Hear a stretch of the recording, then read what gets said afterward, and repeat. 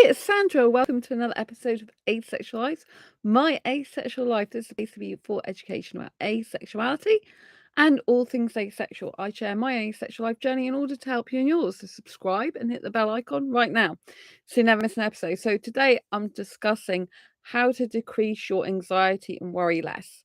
I'm a person who has GAD, generalized anxiety disorder. I was officially diagnosed with it in 2010, but I've always been anxious person even since being a kid, and I was actually born into trauma, so I had pre-birth trauma. So from my research with pre-birth trauma, it's hardwired into your DNA. So yeah, but the good news is there are some things that can help relief anxiety and can help us to worry less. So in my fibromyalgia self-help handbook, I put some of these techniques that I use into helping others who get this book to decrease their anxiety and worry less. There's a couple of different chapters that do cover things about asexuality. Oh, sorry. There's one chapter that covers about asexuality a bit, but there's a couple of chapters that cover about anxiety. I automatically wanted to say asexuality then because I talk about asexuality on this channel all the time, and usually I talk about my asexual perspectives book, which is a bestseller now. But I do mention asexuality in one of the chapters in the book. However, I mention anxiety in this chapter. This is chapter 9. So this is how to decrease your anxiety and worry less. And I talk about fibromyalgia anxiety because some people with fibromyalgia can get anxious, or they can already have anxiety, because fibromyalgia is a chronic pain condition that affects the nerves and muscles of the body. And obviously this condition expands into multiple areas of someone's life. For example, it impacts my home life. Luckily, I just have myself to take care of, but sometimes I need to be taken care of. My best friend, he actually comes and does food shopping for me. He does some cleaning for me sometimes. So, it's kind of hard, because I get other conditions on top of fibro, which make things worse. So it does impact my home life. I hate doing housework because it really hurts me physically, puts me in a lot of pain. And it can affect social situations because obviously you've got to take care of yourself and your needs. It can affect situations with friends because you can't go to every place that they might want to go to. And it's difficult in terms of career as well, because sometimes you might be feeling great, and you might be doing good, and then the next day you could be in pain and discomfort, and you could have other illnesses on top. I find with fibromyalgia, I tend to get other things on top of it rather than just having it itself, because it's an autoimmune condition. Anyway, going back to anxiety, people who got fibromyalgia, some of us can obviously be anxious because of these ways that fibromyalgia affects us. But I was diagnosed with anxiety before I was diagnosed with fibromyalgia. And I know a lot of asexuals do have anxiety. And I think this comes from the fact that we are different. We know we're different. The sexualized world around us is very alien to us a lot of the time. People are like talking a different language. A lot of us can get really nervous if people are talking about sexual stuff, if it makes us uncomfortable. And especially if we're thinking about getting into a potential relationship with someone, it can just bring the anxiety on a lot more and a lot deeper, because we might really care for someone, but know that it's not necessarily going to work out between us and that person because we're asexual, especially if we're sex repulsed.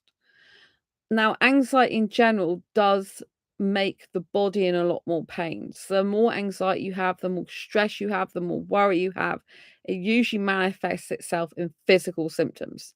This might mean you feel sick. It might mean you feel just your body aches. It might feel like you're just excessively tired, because when you worry a lot, it takes a lot of energy within your cells of your body, so it can make you exhausted. Anxiety can make you very physically exhausted to the point where you might just want to lie down on the bed and do not a lot, right? Because it's draining your energy.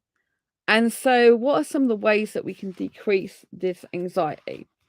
So Anxiety is excessive worry. It's common for people with fibromyalgia to have depression, anxiety, whether their anxiety is a symptom of their fibro or they have anxiety and the depression because of it is not clear.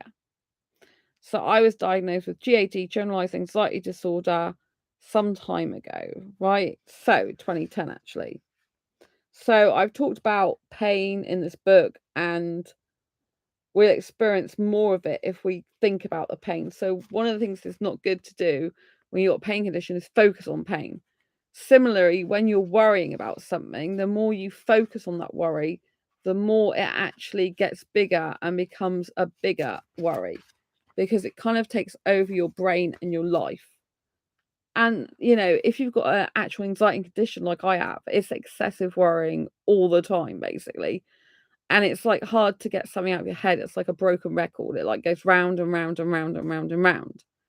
And it's hard because one of the ways you overcome anxiety is actually by pushing through your fears and doing the thing you're anxious about. Now, some things are just too anxiety inducing, like it's a phobia. So it could bring on a panic attack. So that would be just too much a lot of the time to do that. Whereas you might be able to like walk a different way to what you'd usually go to the city, for example. That might be quite anxiety inducing because you might like familiarity, be uncomfortable, but it might be something you could actually push yourself to do. So my grandma, when she was alive, she used to say this quote to me: "You die if you worry, you die if you don't, so why worry?" And she did have a really good point, and I talk about this in my book, because worrying does not fix a problem, but it can make it worse in your mind. Right, so some techniques I've personally found helpful is to not think about the pain, and don't focus on living in that pain. So the more you focus on your life being painful, whether that's physically, mentally, or emotionally, the more you focus on that, the more you'll feel it. It's a bit like if someone has got, I don't know, if someone's got an illness and then you think about that illness all the time, you can get ill yourself over thinking about it, if you know what I mean. I don't know if you've ever had that experience. Years ago, I don't really want to talk about this that much, but years ago, I had an ex who was bleh. And because he did that, it made me do that, because I can't stand that type of stuff. And so, yeah, it made me do it, and it was so horrible. So I try not to be around people when they're doing that. You know what I mean? Like, it's not good for me. But yeah, I have a very deep fear of needles and particularly blood tests. So I actually do refuse blood tests. That's how scared I am of doing blood tests. Last one I had was 2019, and I've refused at least 2 blood tests since then. So yeah. Anyway, the good thing you need to do to help yourself is make yourself feel safe. Now, this is one of the best techniques I've ever found.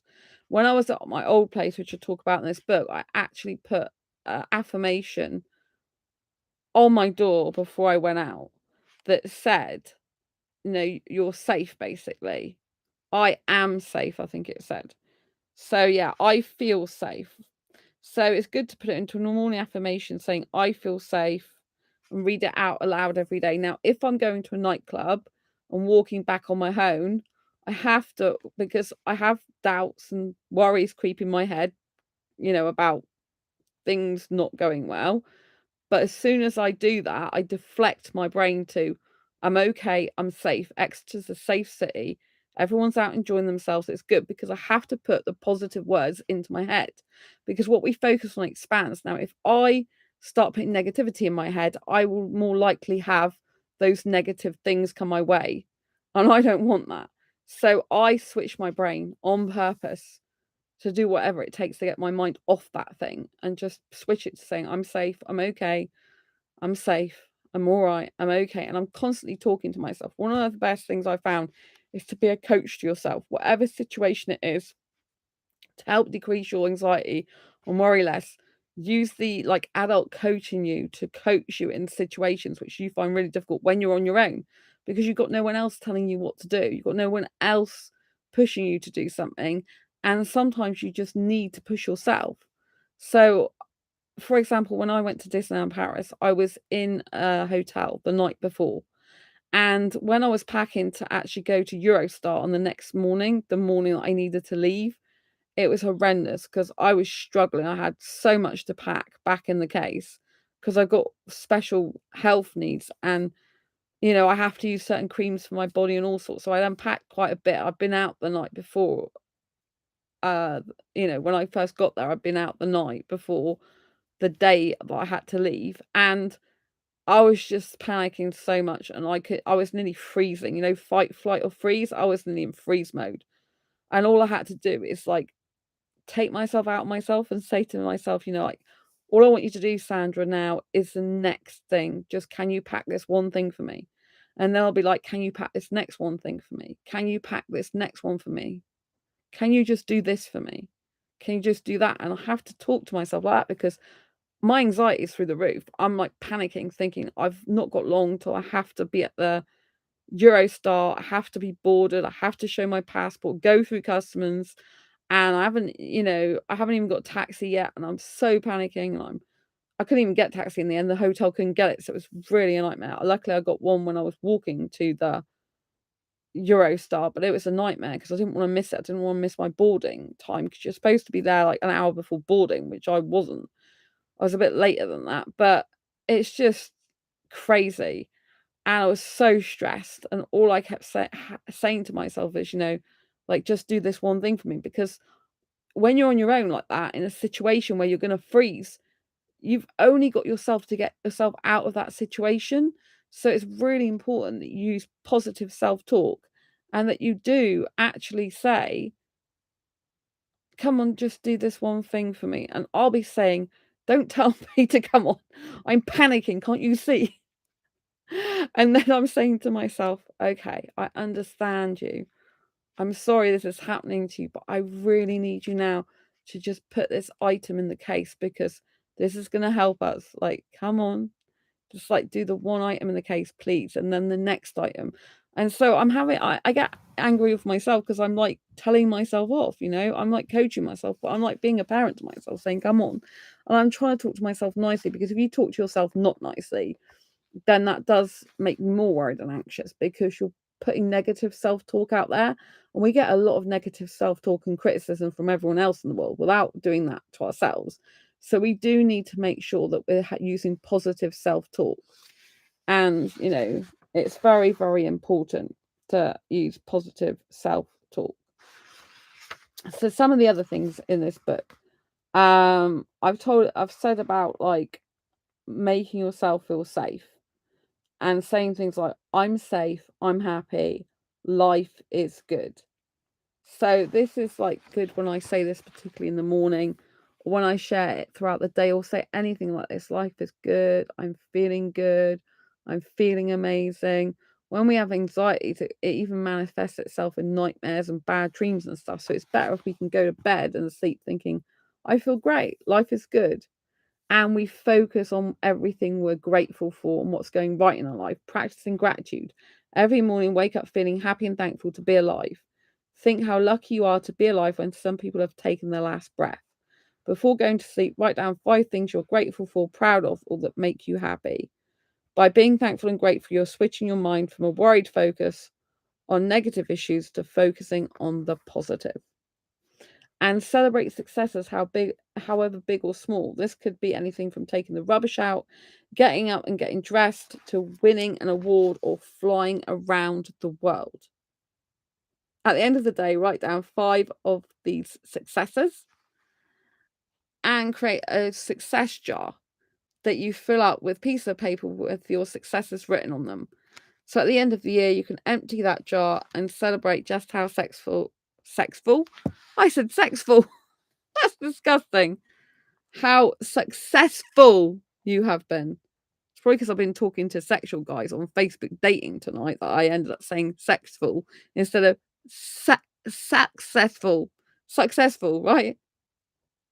So then you can empty that jar. So it is a really good thing. It's like you take bits of paper and you just like write down like, I had a success today, like I took the rubbish out, or I saw a friend today, or I managed to make a phone call, this type of thing, or whatever it is. I managed to get 10 people looking at my blog, and you take these pieces of paper, you put them in a jar, can be like a glass jar, something like that. And at the end of the year, you just take them all out and you're like, oh, look at all the success I've had. But obviously you can keep account of it in a diary, a journal instead. But you can use as many jars as you want as well. Because if you focus on what you're positive about, what you're successful at, what you're grateful for, you're more likely to have a better mind, Distract your mind with fun and positive things. Remember to have a lot of fun. Right, this week is a crazy week for me because I've booked up 2 cinemas showings, and I'm going to be booking up a lot more for Saturday, which I had problems doing online, so I'll probably have to go in and see them, because Saturday this week coming, the 2nd of September 2023, is National Cinema Day. So I'm going to go crazy and book a load of films up and just have a whole day out at the cinema just for me. So that's what I think is really good to do, is like practice self-care. Self-dates is one of the things I talk about. So I say, keep saying to yourself, I will be okay, and resolve not to panic. It will only cause you more pain. It's really important to write down any problems you feel as well in a worry diary. This is really important. So make sure you self-date, and self-dating is important. Self-care is very important. The more you focus on yourself and making yourself feel safe and secure, the less you'll rely on other people for that, and the more you'll be centered and grounded in yourself and be able to regulate your own emotions. Because a lot of worry anxiety has to do with other people. Like, you can't predict how they're going to react sometimes, or sometimes you do predict how they're going to react. So you have to be like one step ahead of them all the time, which is exhausting, right? But you can't control how other people react. You can't control their actions, their reactions, the way they are with you. So this means all you can do is concentrate on yourself, your own self-care, regulating your own emotions, and taking care of your own health and safety. Because if you put your life in the hands of other people all the time, you're at the mercy of those people. If those people betray you, turn on you, and you may be surprised that even some of the most closest people to you can do that to you, which is horrible, but it happens. So make sure that you give yourself some love and care and attention, and address any difficulties you have from a point of view of loving yourself, of like, if you're feeling overwhelmed and you've just got so much to do but you can't do it, sometimes it's actually better to leave it, go away from it for a while, and do something else to be productive. Like this week, I know I've got a lot of stuff that I need to work on, but I also need some fun time. When you're working all the time, if you don't have any fun time, it just means that your brain gets fried and it becomes unproductive, and then you go off on tangents doing other things on purpose to distract your mind instead of getting back to the thing. But if you actually take time out for yourself to go on self dates and do self-care and allow yourself to have fun, allow yourself to have breaks, and you come back refreshed, invigorated, which is good for the mind. I like to go to the cinema because actually it's good for my mind. Sometimes I worry still when I'm going to the cinema. It's quite common for me, but it does allow me a degree of escapism from my own thoughts, which I really appreciate, because when your brain is overactive all the time, you do need a break from it because it drives you nuts. So make sure that you do have self-dates, self-care, and time to yourself. And like I mentioned here, write down your problems and feelings and worry diary. So you can keep like a diary of your everyday stuff, like what you get up to, but you can also keep a separate diary, especially for worrying, or a journal, especially for worrying. Journaling is great. If you get all your thoughts, emotions, and feelings out on paper, this is a lot more constructive and can help you to feel calmer. But sometimes it may take you up to 3 hours to get all the anger, pain, upset, and emotions out. But it's better that than suppressing and repressing it within your soul and making you stressed and in more physical pain, right? And if you're feeling like down, change your state through movement and music. Put some of your favorite music on, one that makes you feel elated, excited, energetic, vibrant. This will change your state, and so therefore it will change your mood and help you to feel better, right? So change your mindset to see obstacles as challenges that you will overcome, and look for evidence of when you've overcome challenges before, because then you know you can do it again. So brainstorm solutions for how you could overcome your worries, and then choose which one or which ones to action, right? And honor the struggle, believe everything happens for a reason, and trust your inner intuition, and allow yourself to be led by it. This is something we don't always do. We get self-doubt and we worry that we're not making the proper judgment, but our gut knows it, our body knows it. And if something doesn't feel right for you, don't do it. Just because it might be right for someone else, or someone else doesn't see the situation as you see it, you have to go by your own gut. You have to go and make decisions in life based on how you feel about that person, that situation, because it's your life and it's your perception, and it's the way it feels to you, regardless of what anyone else says, thinks, or does. You need to live for you and calm your nervous system down, and give yourself some grace and some peace and some safety. Remember, when we calm our own system down, we're more in control. A lot of the time we worry and we have anxiety because we feel out of control and we don't know what's going to happen to us next or happen in certain situations. The more in control we feel of our own emotions and ourselves, rather than trying to control other people, the more safe we'll feel with ourselves. Therefore, the more we'll trust ourselves, or the more trusting of ourselves we'll be, and therefore the more easier our life will be in certain aspects of our life. There'll always be struggles, and it'll always be hard for someone with anxiety. But by using some of these techniques, there's more techniques in the book. So do get the book, Fibromyalgia Self-Help Handbook. It's on very special offer at the moment. So it's a low price, especially for Ace Fibre Girl Awareness Month. I hope you found this video useful, helpful, insightful. If you have, please pop an emoji down below. Don't forget to subscribe if you haven't already, and hit the bell icon so you never miss an episode. Share this video with who you think may benefit from it. I'll see you soon on the next video or live stream. Don't forget, grab your copy of this on Amazon. Lots of love. Take care. Bye.